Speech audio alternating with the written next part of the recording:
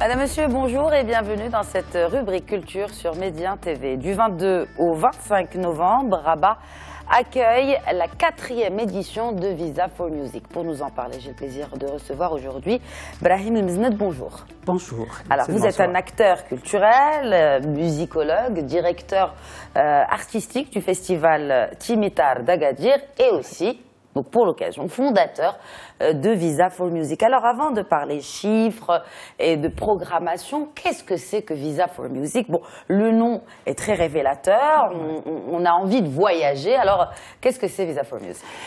Visa for Music est un rendez-vous annuel qui est aujourd'hui inscrit dans l'agenda des professionnels de la culture et notamment de l'industrie de la musique. C'est une plateforme où les professionnels de la musique, que ce soit musiciens, artistes, directeur de festival, programmateur, tourneur, directeur de salle, technicien, médias se retrouvent une fois par an ici à Rabat.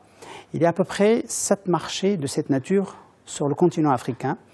Mais Visa for Music aujourd'hui, au bout de la 4e édition, est de loin le premier et le plus attendu sur le continent africain. Tout simplement parce que le Maroc est desservi par les lignes aériennes directement par la compagnie nationale d'une trentaine de capitales africaines, et puis de l'Europe et de pays entre guillemets acheteurs également. Ce qui fait que comme à Rabat, nous avons pratiquement deux aéroports entre Rabat et Casablanca.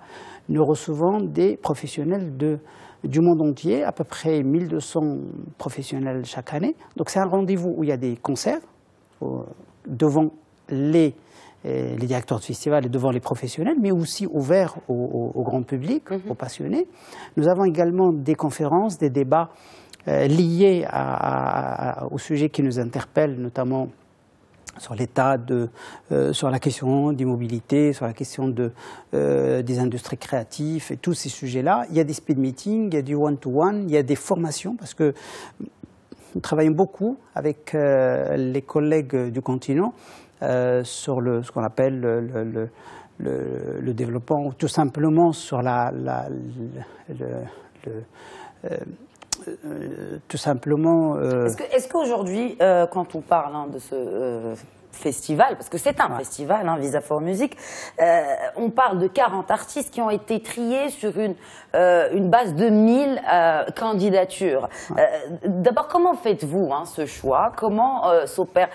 C'est un choix qui doit être difficile, parce qu'une quarantaine de 1000, quand même, c'est assez délicat comme choix, surtout que, comme vous l'avez évoqué, il y a l'Afrique qui est représentée, il y a le Moyen-Orient qui est représenté, et bien naturellement des artistes marocains.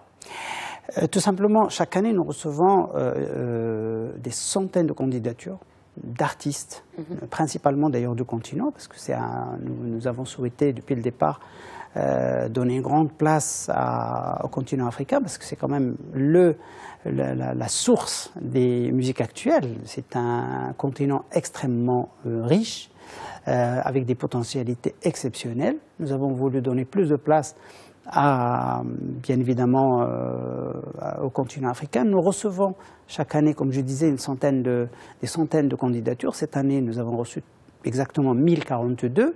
Sur les 1042, nous avons retenu 44. Il y a un jury composé de professionnels, de femmes et d'hommes très exigeants, de l'ensemble de la région. Nous avons une Marocaine, un collègue de l'Afrique de l'Ouest, un collègue de l'Afrique de l'Est, un anglophone donc une francophone, un Maghrébin et un collègue du Moyen-Orient. Donc ce jury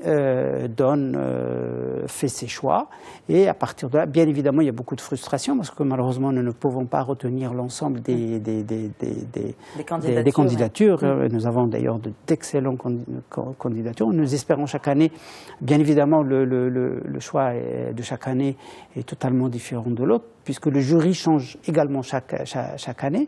Nous travaillons également sur les choix des conférences. conférences, les ateliers que nous organisons chaque année, les débats que nous organisons, les collectifs aussi que nous accueillons chaque année, parce que chaque année nous avons des artistes assez extraordinaires qui viennent nous accompagner sur ce projet.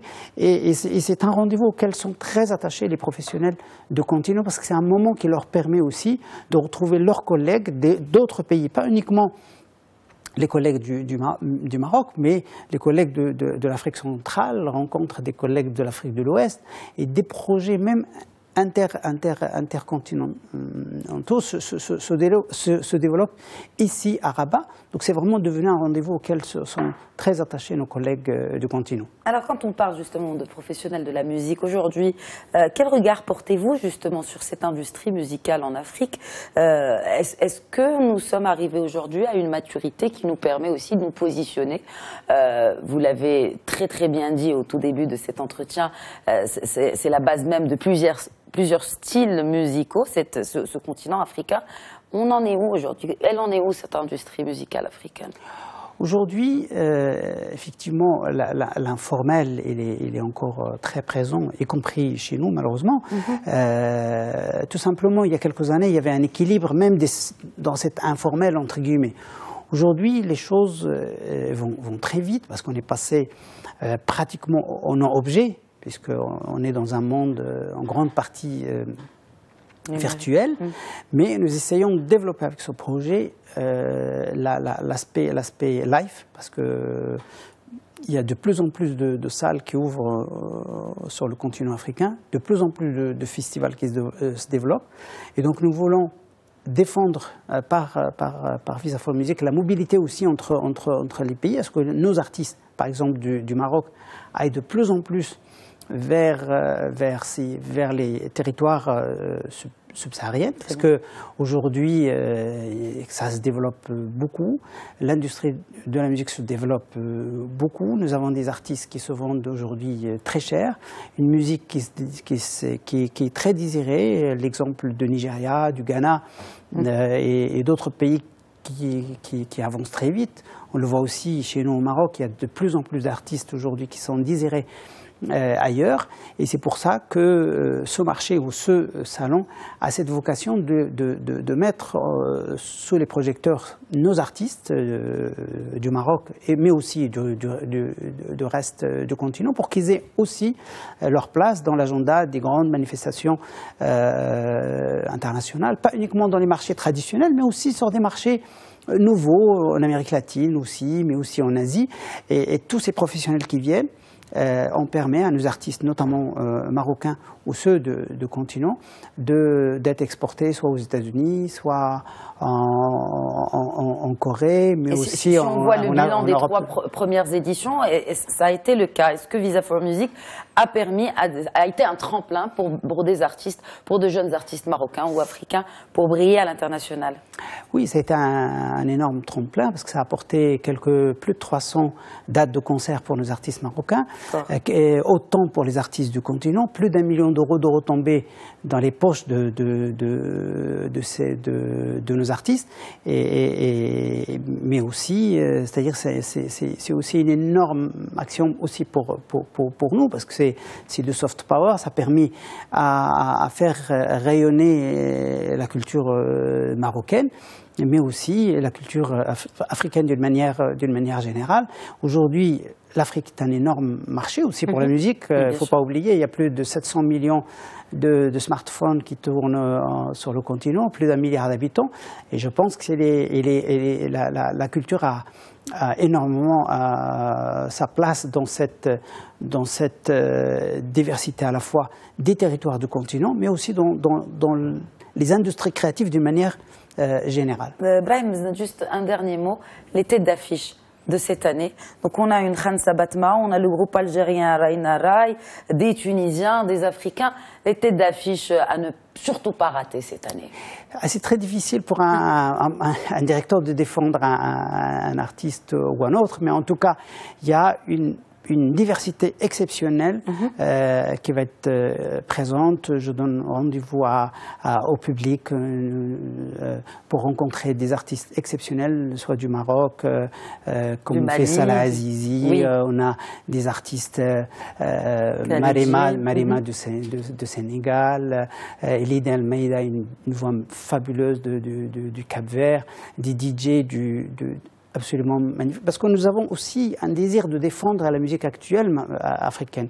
Ce que nous essayons de défendre ici à Visa for Music, pas uniquement une vision folklorique de l'Afrique, mais aussi une Afrique moderne, une Afrique debout, une Afrique de culture, et une Afrique de diversité, mais aussi une Afrique actuelle. Aujourd'hui, il y a des artistes jeunes, talentueux, et Visa for Music est vraiment leur rendez-vous. Et ces artistes, comme les professionnels, ils sont très très attachés. Brahim Znud, merci beaucoup. Je rappelle à nos téléspectateurs que Visa for Music, c'est à Rabat, et c'est du 22 au 25 novembre. Voilà, c'était la rubrique culture. Excellente suite des programmes sur Médien TV.